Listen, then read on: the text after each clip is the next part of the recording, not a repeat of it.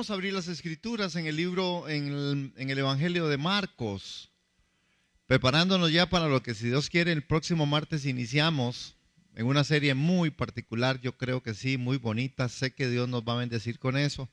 Vamos a tener un bonito material, confío en el Señor que así sea. Amén, para poder disfrutar de otras y las enseñanzas. Cuando en Marcos capítulo 5, verso 21 al 43, aparece una narración en donde hay unos personajes ahí, están ahí ya en Marcos, perdón.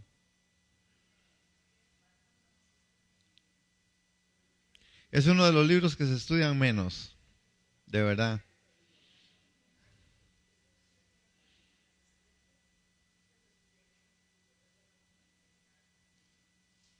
¿Estamos aquí? Ok.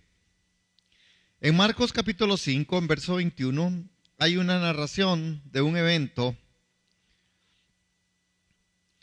cuando dice que Jesús hace una sanidad con respecto a una muestra de fe de una mujer.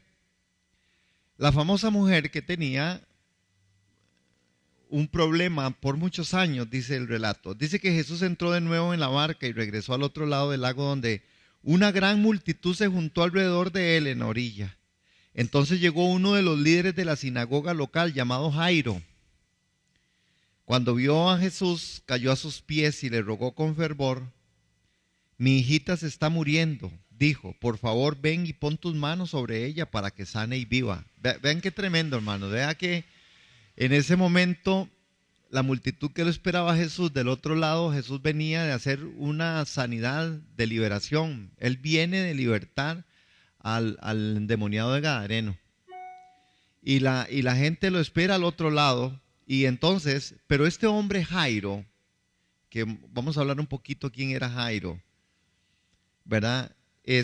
Tiene una situación, cae de rodillas a los pies, cae a los pies de Jesús y le ruega que la hija se está muriendo, que por favor ven y pon tus manos sobre ella para que se sane y viva. Y Jesús fue con él y toda la gente lo siguió apretujada alrededor. Noten este otro evento que aparece ahí. Una mujer de la multitud hacía 12 años que sufrió una hemorragia continua. Había sufrido mucho con varios médicos y a lo largo de los años había gastado todo lo que tenía para poder pagarles, pero nunca mejoró. Y en la caja del Seguro Social tampoco le pudieron hacer mucho. Es decir, de hecho, se puso peor, dice. Entonces, dice, ella había oído de Jesús, así que se le acercó por detrás entre la multitud y tocó su túnica. Pues pensó, si tan solo tocara su túnica quedaré sana. Al instante la hemorragia se detuvo y ella pudo sentir en su cuerpo que había sido sanada de su terrible condición. Jesús se dio cuenta de inmediato de que había salido poder sanador de él, así que se dio vuelta y preguntó a la multitud: ¿quién tocó mi túnica? Sus discípulos le dijeron: mira la multitud que te apretuja por todos lados. ¿Cómo puedes preguntar quién te tocó? Sin embargo, él siguió mirando a su alrededor para ver quién lo había hecho. Entonces la mujer, asustada y temblando al darse cuenta de lo que había pasado, se le acercó y se arrodilló delante de él y le confesó que él lo que había hecho. Y él le dijo: hija, tu fe te ha sanado, ve en paz, se acabó tu sufrimiento. Es un relato precioso. No sé cuántas veces usted ha escuchado sobre esta mujer. Ustedes han escuchado sobre esta mujer. Ustedes se saben el relato, me imagino, ¿verdad? Sí se lo saben. Es muy común. Pero ustedes se han preguntado por qué esta mujer tocó el manto. ¿Por qué? ¿Y por qué esta mujer tenía que serlo encubierto? Ajá. Bueno, ¿qué es lo que sabemos de esta mujer? Sabemos en el verso 25 y 26 algunas cosas. ¿Cómo qué? Que tenía una enfermedad incurable y que padecía hemorragias de sangre. Vean qué interesante, hermanos, porque esta mujer no tiene nombre. El nombre que le pusieron y lo conocemos es la mujer que tocó el manto de Jesús. O la mujer de flujo de sangre. Hasta eso. Ajá. Entonces, cuando vemos este relato que ya hemos leído con esta mujer, de esta mujer sabemos eso, que era una mujer que tenía una enfermedad incurable, que padecía hemorragias de sangre, que llevaba 12 años sufriendo esta enfermedad y que perdió todo su dinero en muchos médicos. Y que su situación era peor que la del principio. Eso es lo que sabemos realmente de esta mujer. Como consecuencia de esa terrible enfermedad, esta mujer tenía una vida terrible y nunca pudo estar limpia según las leyes del Antiguo Testamento, que está en Levítico capítulo 15, hermanos. En el verso 19 al verso 27, no lo vamos a leer, pero ahí se encuentra. Es decir, que esta mujer tenía una fe como que de verdad la fe ve lo invisible, cree lo increíble y recibe lo imposible. ¿Qué fe de esta mujer? La fe que acompañaba a esta mujer es una fe muy particular. La particularidad está en un evento en el cual ella sabe que tiene que brincarse un montón de patrones y de leyes. ¿Sí? Sí, de primera mano nosotros pensamos esto, ¿verdad? Que está pensando usted, yo lo he pensado, pero hoy vamos a averiguar algo. Hoy vamos a salir aprendidos de algo. ¿Por qué realmente esta mujer tocó el manto? Porque, y es verdad, eso que decimos, esa fe, y de verdad apunta el texto a la fe, que fue una fe muy grande, que fue una fe, ¿verdad?, impresionante. Pero hay un contexto histórico y doctrinal, teológico, que realmente habla sobre este tema, que tal vez nosotros no lo hemos visto y no lo hemos descubierto, y por eso es tan importante, hermanos, encontrar y aprender. Yo sigo pensando que con la Biblia, yo no sé cuántas veces yo he leído este texto, yo no sé cuántas veces, es más, yo he predicado sobre este texto muchas veces o varias veces en mi recorrido. Y yo he investigado cosas, por ejemplo, digamos, yo sé algunas cosas, pero hay otras cosas que uno sigue descubriendo. Digamos, yo muchas de las cosas que hoy vamos a descubrir, yo las conozco, como cuáles, bueno, como que la indumentaria que, y posiblemente Jesús, ¿verdad? Llevaba esta parte del manto de Jesús, ¿verdad? Tenía una particularidad como judío, ¿verdad? La famosa talí que se ponían y la usaban, porque Jesús, ¿verdad? También por ser era un maestro reconocido, ¿verdad? Entonces, posiblemente Jesús caminaba en su tiempo en medio de esto. Pero bueno, son cositas que vamos a ir averiguando. Sin embargo, la fe que acompañaba a esta mujer, porque el riesgo era mucho, ¿verdad? El riesgo era mucho. Otro de los aspectos, hermanos, importantes es que la mujer es sanada y es salvada. Ella pensó, si tan solo tocara el borde de su manto, seré sana. Hermanos, yo sí creo que nosotros tenemos que empezar ya a pensar que nuestra fe está fundamentada en algo, en estar agarrados de algo. Agarrados de la fe de Jesús, agarrados del borde del manto, agarrados de la fe, agarrados de la provisión de Dios, pero agarrados al fin. A veces yo puedo percibir o por lo menos sentir que muchas veces en muchas etapas de la vida nosotros dejamos de estar amarrados o agarrados, ¿verdad? Y nos soltamos, hermanos. Y cuando usted se suelta, entonces vienen decepciones, y cuando estamos ahogándonos, volvemos a tratar de salir a ver cómo nos volvemos a agarrar. Pero a veces el cristianismo y el cristiano, muchas veces nos soltamos, hermanos. Y si hay una de las enseñanzas aquí es, usted debe estar agarrado de Jesús. Agarrados de Jesús. En toda circunstancia, en toda situación, hermano. Y uno sabe que muchas veces las distracciones del mundo, las situaciones, las adversidades, los conflictos, pero no solo los conflictos, adversidades, sino que muchas veces aún nuestros descuidos. Nosotros a veces en los descuidos particulares como personas, como individuos, por lo que está pasando, por lo que estamos viendo o lo que estamos viviendo, dejamos de lado a Jesús. Porque hay, hay cosas que nos dispersan mucho. ¿Sí? Sí, sí, amén, amén. Yo creo que así es como funcionamos y así funcionamos. El problema es a veces que esta sería una de las grandes recomendaciones o esto sería lo que a nosotros tiene que acontecernos. Volver tan arrepentidos y tan dolidos, pero hay un gran riesgo, hermanos, en todo esto y que uno en la vida cristiana, y yo les puedo decir a ustedes y les puedo preguntar, ¿conocen ustedes a alguien que se enfrió del cristianismo y nunca más volvió? ¿Conocen tan siquiera a una persona ustedes así? ¿Sí conocen? Levante la mano quien conoce, no tienen que decir nada más que, levante la mano quien conoce a alguien que conocía el Evangelio, que vino a Cristo y que después se enfrió y ya no está más. Vean que aquí, de los que vemos, conocemos, hermanos. Ese es el gran peligro. Eso es lo que nosotros no podemos medir. Eso es lo que el alcohólico no puede medir. El alcohólico no puede medir que si es alcohólico y se toma un trago de licor o, ¿verdad? Pudiera ser el acabose. Pudiera ser y decir es solo una, pero esa una podría significarle todo. Es lo mismo con el Señor. A veces la gente sale decepcionada, sale irritada, molesta, sale golpeados en la fe o golpeados por todas las circunstancias que son alrededor de nosotros como individuos en cuestiones de familia, trabajo.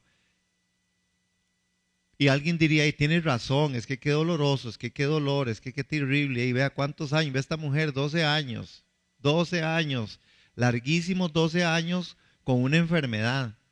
Y posiblemente una mujer piadosa o una mujer, porque si tenía esa convicción de fe es por algo, ¿verdad? Una mujer que le había luchado, una mujer que había gastado toda la plata en esto. Pero apartarse de Dios por enfriamiento o por enfriarse o por decepción, hermanos, es muy peligroso, porque ahí somos presa del enemigo, muy fácil, muy fácil. Y en una que va y en una que viene, uno conoce gente que nunca más volvió, hermano, nunca más, nunca más, y fue peor, como le fue en la vida. Sí, pero ese es el tema es como es muy fácil separarnos. Ahora vean el evento, ella pensó si tan solo tocar el manto. El relato no nos deja a nosotros perdernos, si tan solo tocar el manto. No nos deja perdernos de la decisión. Y vea cómo Marcos, que vamos a estar estudiando ya a partir de la otra semana, si usted no se ha anotado, anótese para que tenga el material. Vamos a empezar ese trabajo por esos 4 martes y sé que va a ser de bendición. El libro de Marcos es un libro de los libros menos tocados, es de los menos compartidos y tiene muchas particularidades que son las que nosotros vamos a aprender, si Dios quiere. Pero porque Marcos parece que como que se mete en la mente. Nadie describe esta cosa así. Marcos lo describe diciendo, si tan solo hubiera tocado el manto. Oiga, ¿a quién se le hubiera ocurrido pensar que era así? Esta mujer dice, si tan siquiera hubiera tocado el manto. El asunto es que ella sale sana en medio de una multitud y al instante queda sanada. Vamos a ver. Acuérdense, ¿quién era Marcos? Mateo, ¿quién era? Vamos a repasar, ya que nos dijeron. Mateo, el león, el buey, el ciervo. Lucas, el hombre, y Juan, el águila. Ok. Ahora, otra de las cosas que nosotros podemos ver ahí es como quién le había tocado el manto. Jesús insiste, ¿quién me tocó el manto? Percibió que había salido poder de él y le preguntó, ¿quién me había tocado el manto? Los discípulos le contestan que era imposible saberlo porque todo el mundo lo oprimía y lo tocaba. ¿Verdad? Decía Jesús, no, y en este montón de gente, ¿qué va a saber uno quién fue el que lo tocó? Si todo el mundo está aquí caminando, ¿verdad? Empujándonos y todo lo demás. Pero este toque era diferente, es un toque de fe, era un toque de una actitud distinta en la que Jesús lo percibe y él sabía por qué salió poder de sí mismo. Ajá. Piensen otra vez, hermanos. Yo sé que ustedes, muchos de ustedes conocen este relato, conocen este texto, lo han estudiado, lo han orado, han oído prédicas. Pero ¿por qué será que había esa particularidad? ¿Verdad? ¿De dónde nace esta particularidad de tocar el manto? ¿De dónde nace este aspecto en el cual Dios está haciendo las cosas de una forma tan impresionante? ¿Verdad? Porque es impresionante. E impresionante es poder ver cómo el milagro ocurre por medio y a través de algo que uno diría que tiene que ver tocar un manto con ser sano. ¿Verdad? Ajá. Vean, hermanos, eso está bien, eso está bien, eso está bien, de verdad. Yo siempre, yo creo eso. Pero hay algo más. No, yo no quiero que me lo digan, yo quiero que lo aprendamos, lo vamos a aprender. Lo vamos a aprender. ¿Por qué? Bueno, por eso es tan importante el estudio de la palabra, por eso es tan importante meterse en las escrituras, conocer el contexto histórico, conocer el contexto bíblico, conocer lo que realmente fundamentan aquellas cosas, porque los milagros tienen la particularidad de declarar un poder de Dios, de omnisciencia, omnipotencia, de un supremo. Sin embargo, Jesús no usaba ninguno de esos atributos como hombre, pero para nosotros, el pueblo de Israel, y en el contexto en que se dan esos milagros, el pueblo conocía cosas y sabía cosas. Nosotros hoy, por la fe, por la necesidad, por las circunstancias que rogamos y clamamos a Dios por un milagro, esos milagros se pueden dar. Pero a cada situación nosotros tenemos que ponerle el contenido bíblico, hermanos, porque la teología y porque la parte doctrinal tiene que estar fundamentada. Por eso es que hay tanto engaño, porque la gente sencillamente oye a muchos decir cosas y hay otras cosas que suceden y la gente piensa que suceden por eso. Hermano, ustedes solo se meten a ver algunas redes y ustedes dicen qué es lo que está pasando. Yo no sé si ustedes se fijan en eso. Yo no soy muy bueno para fijarme en eso porque no es una característica mía de estudio, ¿verdad? Yo me considero una persona estudiosa, ¿verdad? Porque esa es una parte de mi privilegio que tengo de servir y tengo que estudiar mucho para poder pararme al frente de los santos, de Dios. Uno tiene que prepararse, porque yo creo que eso es lo importante. Pero cuando uno ve, hermanos, vea, cosas que están pasando, el asunto de un chicle, la unción del chicle, ¿verdad? Por eso les digo, vea, hay una parte, se llama la unción del chicle. ¿Qué es? El asunto es que hay un hombre y son iglesias, mega iglesias, y son iglesias grandísimas, y usted encuentra ahí miles de gentes. Este hombre habla de un chicle que es el chicle, la unción del chicle. Entonces él come el chicle, masca el chicle, ¿verdad? Y después hay un montón de chicles que están también ahí y la gente empieza a comer chicles y en esa unción del chicle la gente empieza a hacer y a percibir un montón de cosas. Hay otra unción que se llama la unción. ¿Ah?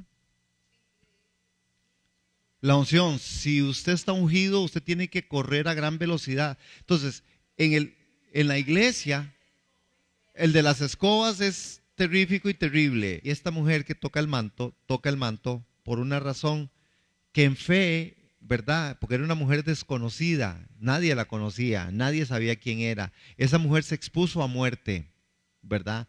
Por eso cuando Jesús va a la casa de Jairo, hace este intervalo ahí, ¿verdad? Y aprendemos mucho del maestro con respecto a que él siempre está atento a nuestras necesidades. Jesús no dijo que no. Jesús inclusive más bien se vuelve, y yo en otros momentos les he hablado de este texto, porque Jesús quería rectificar la forma adecuada, ¿verdad? Y le dice, ¿quién fue el que me tocó? Porque Jesús quiere enseñarnos que de verdad la fe tiene que estar fundamentada. No es un asunto, porque lo que está pasando es que muchas cosas suceden, porque Dios puede hacer milagros con lo que sea. El problema es nosotros cuando hacemos de aquello que Dios usó un argumento en el cual entonces sí, como a mí me sirve orar hincado, entonces yo empiezo a hacer doctrina de eso. Le digo, no, es que usted tiene que orar hincado, por eso es que a usted no le funciona, tiene que ser hincado. Y otros, por eso le digo, esta mujer que es una pastora del caballo. Entonces la gente se le monta aquí arriba y ella empieza a darle vuelta, empieza a darle vuelta por todo. Y después lo suelta y la gente empieza a hacer como un caballo y a correr como un caballo por todo lado. Pero son montones de personas, ¿verdad? Yo no lo creo. Pero bueno, entonces vamos a aprender de esto, vamos a apagar las luces y vamos a poner este video. Anoten, hermanos, pónganle atención porque sé que vamos a aprender bastante.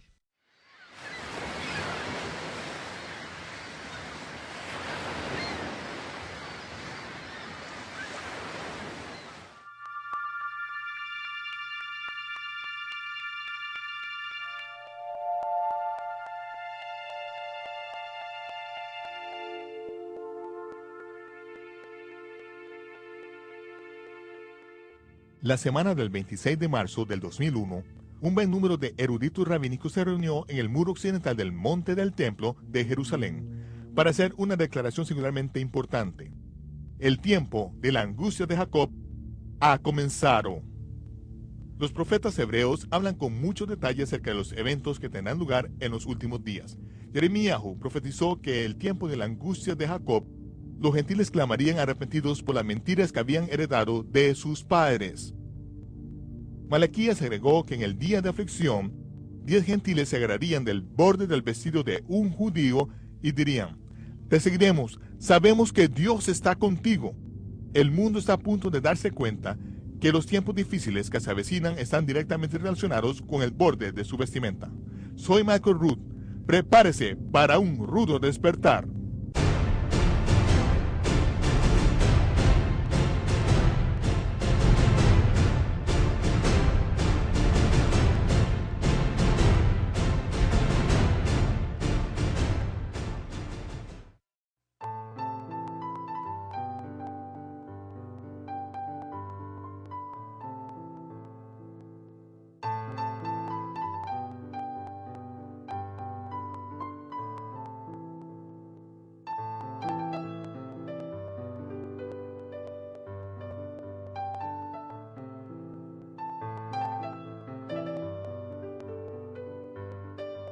El Todopoderoso llamó a Abraham para que saliera de Babilonia y cruzara el río Éufrates, donde a su descendencia se le daría una parcela de tierra que fluiría leche y miel, y un trabajo que hacer.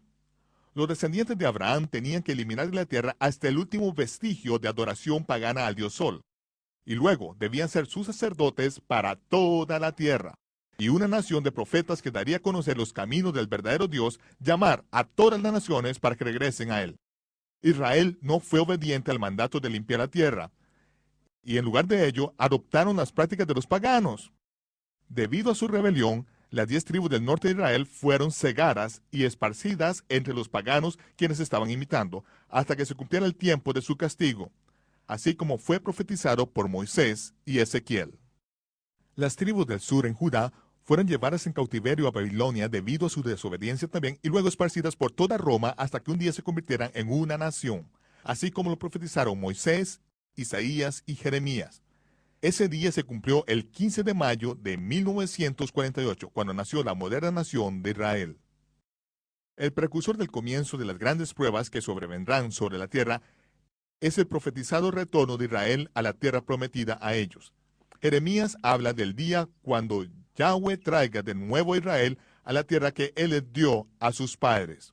Y los gentiles vendrán desde los confines de la tierra y clamarán: ¡Oh Señor! Solo tú eres nuestro refugio en el día de aflicción.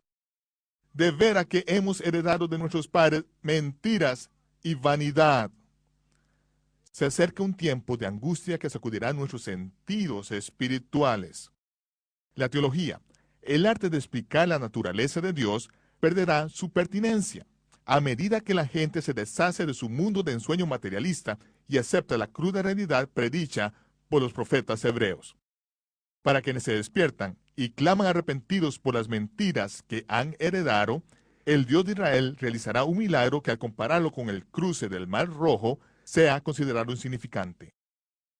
Zacarías profetizó que en el tiempo de la angustia de Jacob, 10 gentiles tomarán el manto de un judío y dirán: déjanos seguirte, enséñanos, sabemos que Elohim está contigo.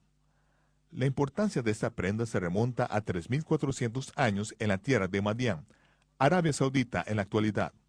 Fue allí en el monte Sinaí donde Yahweh instruyó que quería que fuéramos una nación de reyes y sacerdotes.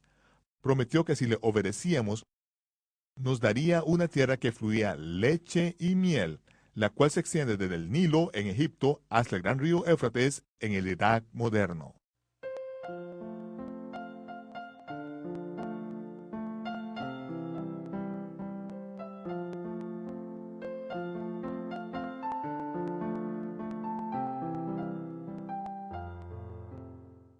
Es aquí, en el centro de toda la ruta del comercio mundial, donde nos colocaría como sus profetas, sus voceros para el mundo entero. Como parte de su pacto, nos instruyó que colocáramos un borde con una cinta de hilo azul tejelet en las 4 esquinas de la vestimenta externa. Esto es para que lo miremos y recordemos guardar sus mandamientos. Este es el azul del piso de zafiro del trono de Dios en el cielo, y nos recuerda que aunque no le veamos, siempre estamos en su presencia. Cuando la gente de las naciones se agarren del borde de nuestro vestido y pregunten por su significado, siempre debemos estar listos a dar una respuesta a cada persona que pregunte sobre la razón de nuestra esperanza. Este hilo único azul está entretejido en este borde para que dé la apariencia de ser doble. Creo que este único hilo es un cuadro del Mesías, nuestra esperanza, que vino una primera vez como el siervo sufrido para completar la expiación por el pecado y luego regresará como rey conquistador. Por tradición, los nudos y el tejido del hilo azul son un código numérico para Yod, He, Bab, He, Yahweh. Habla a los hijos de Israel y diles que se hagan unos flecos en los bordes de sus vestidos por sus generaciones. Y pongan en cada fleco de los bordes un cordón de tejelet. Llevaréis estos tzitzits para cuando lo veáis, os acordéis de todos los mandamientos de Yahweh y lo pongas por obra. De acuerdo con la tradición, este color tejelek se extrae del caracol Nudus truncalus.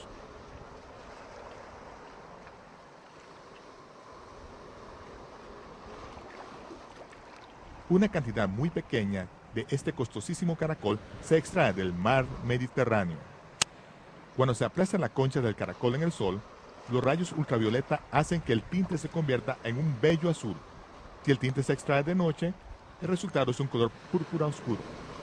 A finales del periodo del Segundo Templo, el gobierno romano controlaba el mercado de este tinte especial y solo se podía usar para teñir las túnicas color púrpura de la aristocracia romana. Los judíos tenían que conseguir el tinte en el mercado negro para poder cumplir con el mandato de atar un borde azul tejelek en los extremos del talit.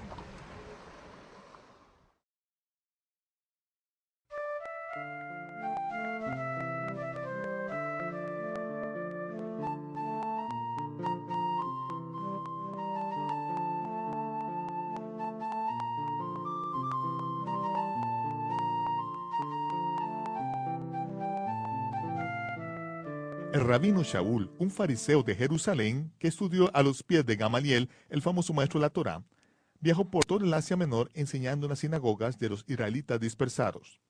Era uno de los miles de judíos seguidores de Yahshua de Nazaret y atravesó el continente para compartir su fe con sus hermanos judíos. Leemos en la versión en español de los Hechos de los Apóstoles que Shaul se sostenía haciendo tiendas conforme viajaba de ciudad en ciudad. Pero hacer tiendas es una ocupación imposible para un maestro que viaja constantemente.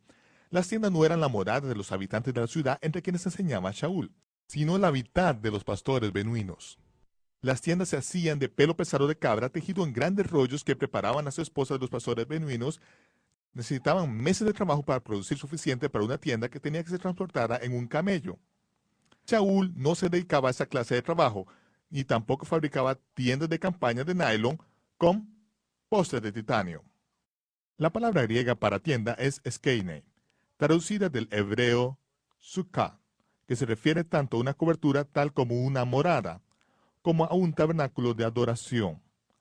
Hasta el día de hoy, el talit se usa como tabernáculo personal de adoración, así como se usaba en el tiempo en que Shaul viajaba por la sinagoga de Asia Menor. Disculpen por esta ruda interrupción, pero ¿qué clase de hombre de negocio sería Shaul al hacer talits, glosas portables de oración privada y luego instruir a los creyentes a no orar con la cabeza cubierta? En la primera carta de Shaul a los creyentes en Corinto leemos: todo varón que ora o profetiza con la cabeza cubierta afrenta su cabeza, pero toda mujer que ora o profetiza con la cabeza descubierta afrenta su cabeza. Esa declaración de Shaul no tiene apoyo histórico o social, ni en el mundo judío o pagano, al menos que leamos la declaración en el contexto, porque Shaul definió sus términos en la siguiente frase: pero quiero que sepáis, la cabeza de todo varón es el Mesías, y la cabeza de la mujer es el varón, y la cabeza del Mesías es Dios. Shaul no está señalando como regla el uso de talits, sombreros vaqueros, gorras de béisbol o turbantes de Astarot. No, él está haciendo algo mucho más importante, estando en la línea apropiada de la autoridad dada por Dios. El Padre Celestial es la cabeza del Mesías, y el Mesías es la cabeza de todo varón, quien es la cabeza de la mujer. La palabra pero indica eso. Igual Shaul pensó que apreciarían la imitación de su caminar recto con el Mesías. Él quería que los corintios entendieran que él es solo un siervo del Mesías. Él no es la cabeza. Y ni siquiera apuntó a ninguna autoridad denominacional. Ningún hombre deshonra su cabeza. El Mesías, sujetando su autoridad como cabeza de su casa. La mujer honra su cabeza, su marido, dejando la autoridad sobre él como su cobertura. El hombre de la casa es la máxima autoridad sobre el planeta. Él es el sumo sacerdote del hogar, y ningún apóstol, profeta o pastor tiene el derecho de usurpar la autoridad dada por Dios. Ministros son simplemente siervos que están en menor autoridad que el hombre de la casa. Hombres, no deshonre al Mesías, su cabeza, poniendo otra autoridad sobre usted. Tú tienes que obedecer al Mesías, cuya cabeza es Yahweh, y no megamaniáticos religiosos. Cuando se despeje el humo, tú serás juzgado únicamente por tu obediencia a Yahweh. Shaul, un maestro judío mesiánico de la Torá, no hacía tiendas de acampar, sino talit bonitos de 4 bordes para orar, a los cuales les ataba el tzitzit tehelet en las 4 esquinas. Habrían sido relativamente fáciles de transportar y muy deseables, tanto entre las comunidades judías dispersadas donde enseñaba, como entre los que llegaban a la fe del Mesías en obediencia a la Torá. Los santos le podían haber pagado muchas veces más de lo que valían si querían ayudar con su ministerio. Le costó a Shaul su vida entera llevar el evangelio a algunas de estas comunidades distantes, y los que recibieron las buenas noticias del Mesías a la vez compartieron con él sus bendiciones. En la ciudad de Filipo, Shaul buscó una mujer judía llamada Lidia, quien era una vendedora de púrpura o tehelet. La encontró un Shabbat por el río, donde regularmente se reunía con otros a orar. Shaul compartió las buenas nuevas relacionadas con el Mesías, y toda la familia de Lidia participaron en Mikvah, o se bautizaron en el río. Cuando Shaul salió más adelante esa semana, estoy seguro que salió con suficiente tehelet para teñir bastante hilo con el cual adornar sus talits especiales. Aún después de la destrucción de Jerusalén, Roma encontró difícil evitar que los judíos se encontraran en sus caracoles y tiñeran sus tzitzits. Una familia de la tribu de Zabulón, notable por su producción de tinte tehelet, fue asesinada por su abierto irrespeto por la ley contra el púrpura de Roma. La tradición sugiere que se perdió el proceso de cómo teñir con el tehelet, pero el dejar de usar tehelet pudo haber sido el resultado del terror de Roma, que causó que la población judía temporalmente se sometiera a sus demandas, de modo que pudieran seguir vivos para luchar otro día. Después de que los judíos cedieron y empezaron a usar sus tzitzit sin el hilo azul, el caracol del cual se extraía el tinte parece que desapareció de la faz de la tierra. Si Roma le prohibió a los hijos de Israel tener ese tinte para guardar el mandamiento del tzitzit, parece que el Todopoderoso le prohibió a los romanos darse este lujo. Poco después de que Israel regresó a la tierra a mediados del siglo XX, el caracol Hillesong retornó a las costas del Mediterráneo en grandes cantidades.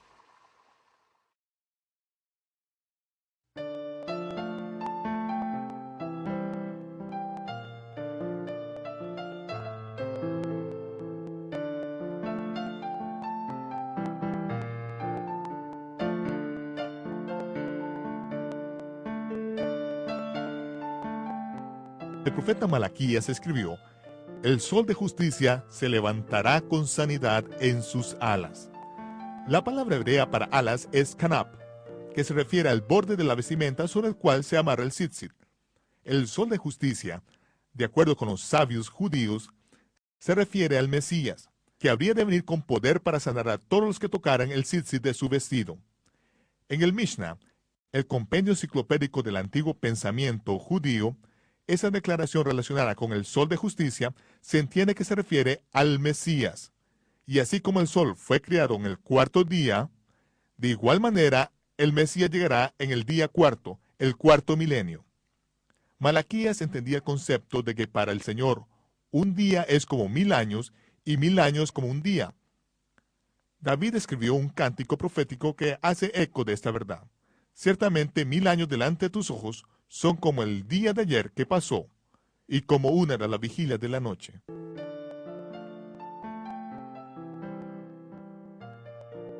Tanto Simón Kefa como Bernabé verificaron este principio en sus escritos de principios del quinto milenio desde la creación, primer siglo de la era común. Los profetas entendían, y fue reiterado por numerosas fuentes judías del siglo I, que así como la creación tuvo lugar durante un periodo de 6 días, y en el séptimo día el Creador descansó, lo que eso significa es que el hombre tendrá 6 días o 6 milenios para hacer su obra, y en el séptimo milenio el Mesías es el que gobernará. El séptimo milenio se llama el día o milenio del Señor. También se conoce como el milenio sabático.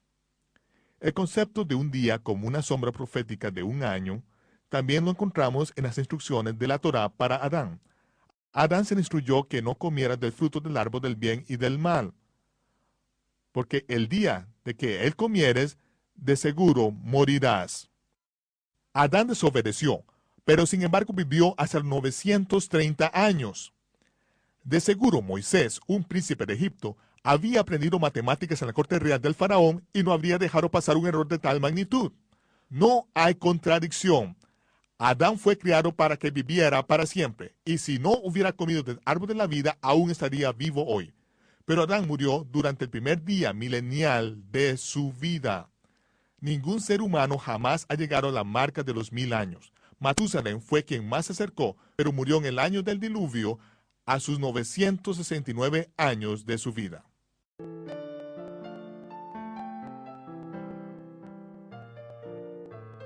Al final del cuarto milenio, las expectativas de la llegada del Mesías eran muy altas. Israel estaba ocupado por el gobierno tiránico de Roma, y los que obedecían más a la Torá que al imperio, a menudo terminaban tostándose al sol clavados en una cruz. Roma exigía sumisión absoluta a su nuevo orden mundial.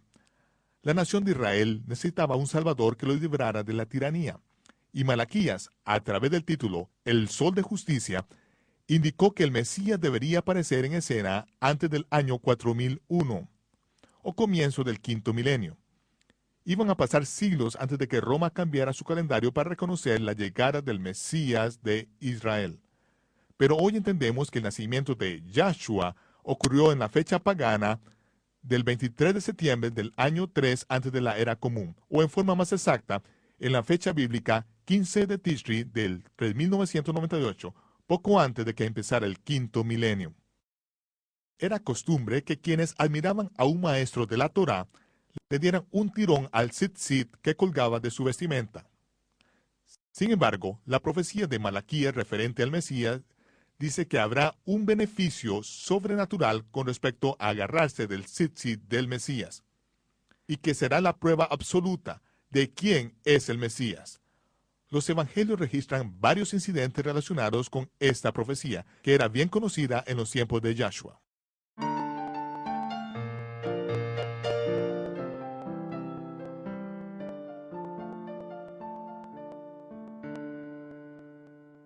En las afueras de una pequeña villa en las costas de Galilea, una mujer con varios niños pequeños camina por un sendero bien conocido a la orilla de una hondonada.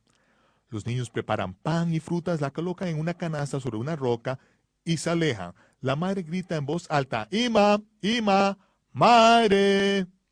Una mujer mal vestida con un pañuelo polvoriento cubriendo su cabeza sale de una cueva del valle que está abajo. Los niños sonrieron cuando la mujer pronunció los nombres de sus nietos y pretendió abrazarlos desde la distancia. En toda su vida no había podido estrecharlos en sus brazos. Cada día por más de 12 años, los niños le traían comida a la abuela viuda que sufría de un flujo de sangre. Había vendido su casa y todas sus posesiones para pagar sus gastos médicos, pero cuando se le acabó el dinero, se detuvo el tratamiento. No podía ser sanada. Más de 1000 años atrás, a Israel se le había instruido: si guardas todos mis mandamientos, ninguna enfermedad de los que envié sobre los egipcios traeré sobre ti. Pero muchos israelitas habían desobedecido, y esta mujer de alguna manera había contraído esta enfermedad. De acuerdo con la Torá, no se le permitía vivir con la comunidad hasta que estuviera limpia de su enfermedad. Su cuarentena mantenía la dolencia aislada de la comunidad, pero también mantenía a la persona alejada de la vida. Después de 12 años, ya no había esperanza. No había esperanza del todo. Envolvió el pan en el delantal cuando su hija le contó que la hija de su amigo Jairo había estado con fiebre. Parecía que no se recuperaría. Pero Jairo, uno de los ancianos de la sinagoga, mandó llamar a un joven rabí de Nazaret, de quien se decía que realizaba milagros de sanidad. Este rabí iba a venir al pueblo antes del Shabbat a orar por la niña y luego enseñarle en la sinagoga. Había rumores entre la gente de que podría tratarse del Mesías. La mujer envolvió la comida, le dijo shalom a su hija y se fue desesperada de nuevo a su cueva. Aunque fuera el Mesías, nunca tendría la oportunidad de verlo. Estaba muerta para este mundo. A la mañana siguiente oyó el ruido de que la gente se reunía a la puerta de la ciudad. Todo el pueblo esperaba para darle la bienvenida a Yahshua. Jairo y varios de los ancianos habían ido por el camino para toparlo. La anciana, quien les había enseñado las escrituras a sus hijos desde que eran bebés, pensó en las palabras de los leprosos que estaban en la puerta de Samaria. ¿Para qué nos vamos a quedar aquí sentados hasta morir? ¿Por qué me quedaré aquí hasta morir? Se cubrió la cara con el chalé y se acercó a la multitud justo cuando Yahshua se acercaba al pueblo. Todos los ojos estaban sobre él. Ella se agachó con sus manos y rodillas y gateó hasta la multitud para tomar el camino que conducía hasta la casa de Jairo. Cuando pasaba Yahshua, extendió su mano y tomó el tzitzit de azul de su vestimenta de 4 bordes. Conforme soltaba el tzitzit, Yahshua se detuvo y dijo: ¿Quién me ha tocado? Y los discípulos dijeron: bueno, pareciera que todos, Señor, estamos entre una multitud. No, no es eso a lo que me refiero. Sentí que ha salido poder de mí. Se dio vuelta y la miró a los ojos. Todos se hicieron a un lado cuando la reconocieron. No solo había contaminado a cada persona en la multitud, sino que deliberadamente había tocado la vestimenta de un rabino kosher. Podía ser apedreada ahí mismo. Se podía considerar muerta. Ella lo sabía. Yahshua lo sabía. Y la gente del pueblo lo sabía. La multitud asombrada esperaba una respuesta a la pregunta: ¿quién me tocó? Ella podía negarlo y regresar a su cueva. Lo mira a los ojos y sabe que su vida está en juego, pero no puede negar que deliberadamente se había agarrado de su tzitzit. Sabe que el profeta Malaquías había dicho que el sol de justicia, el Mesías, se levantará con sanidad en las alas de su vestido. Sabe que si Yahshua es el Mesías, ella está sanada. De lo contrario, está muerta. Entonces responde: yo fui. Yo fui, Señor.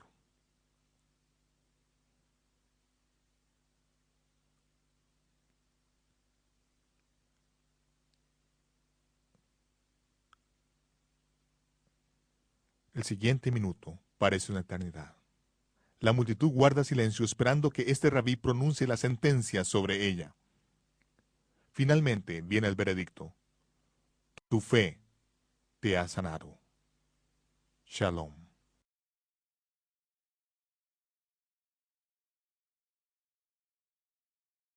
El profeta Zacarías declaró que en los últimos días los gentiles de todas las naciones se agarrarían del borde del vestido de un judío, pidiéndoles que les enseñe. La mayoría de la gente de hoy ni siquiera reconocen que Yahshua de Nazaret es judío. Fue despojado de su identidad judía y vestido siglos después con túnicas paganas por gentiles que estaban muy alejados de la cultura y costumbres de su tiempo. En esta serie de programas los llevaremos al tiempo cuando la gente común amaba a Yahshua y los líderes religiosos profesionales empezaron a odiarlo.